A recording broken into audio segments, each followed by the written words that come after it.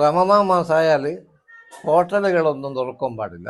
പിന്നെ ഹിന്ദുക്കളായ കുറച്ച് ആൾക്കാർ ഒരു ഷെഡ് കെട്ടിയുണ്ടാക്കി നോമ്പിന് കച്ചവടം ചെയ്യാനുള്ള ശ്രമം നടത്തി. നോമ്പിന് കച്ചവടം ചെയ്യുന്നു ഹിന്ദുക്കളാ സമ്മതിക്കൂല എന്നും പറഞ്ഞുകൊണ്ട് കുറേ തീവ്രവാദികൾ അത് പൊളിച്ചാണ്. അബ്ദുള്ളക്കുട്ടി മൗലവിയോട് പോയിട്ട് ഇവര് കേസ് പരാതി പറഞ്ഞ് പഞ്ചായത്ത് പ്രസിഡന്റാണല്ലോ അദ്ദേഹം പള്ളിയിൽ വിരമിച്ചിട്ട് അന്നത്തെ പ്രസംഗം മുഴുവൻ അദ്ദേഹം സംഭവം. ആരടാ നിങ്ങളോട് പറഞ്ഞ് ഹിന്ദുക്കൾ നോമ്പെടുക്കാൻ തോന്നുന്നു?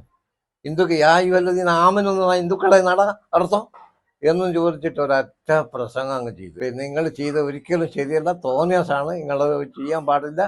അതുകൊണ്ട് അടിയന്തരമായി ഇന്ന് രാത്രിന്റെ മുമ്പായിട്ട് ആ ഷെഡായിട്ട് തന്നെ കെട്ടിക്കൊടുക്കണം. പോയിട്ട് പൊളിക്കാത്തവർ ആരൊക്കെ ഉണ്ട് എല്ലാം പോയിട്ട് കെട്ടിക്കൊടുക്കണം.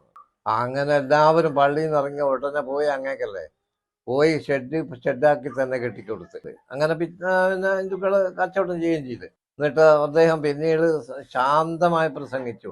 മുസ്ലിങ്ങളോടാണ് നോമ്പെടുക്കാൻ പറഞ്ഞത്, മോമിനിങ്ങളോട്. ഹിന്ദുക്കളോട് പറഞ്ഞത് ആദ്യം ഇസ്ലാമിൻ്റെ ഒക്കെ വിജയ പറയണ്ട്, എന്നിട്ട് പോലെ മുസ്ലിം ആയാൽ മാത്രമേ നോമ്പിന്റെ കാര്യം പറഞ്ഞിട്ട് എന്നൊക്കെ പറഞ്ഞിട്ട് ശാന്തമായിട്ട് പിന്നെ പ്രസംഗിച്ച് മനസ്സിലാക്കി കൊടുത്ത്. ഇതെല്ലാം എൻ്റെ അനുഭവത്തിലുള്ള ചില സംഭവങ്ങളാണ്.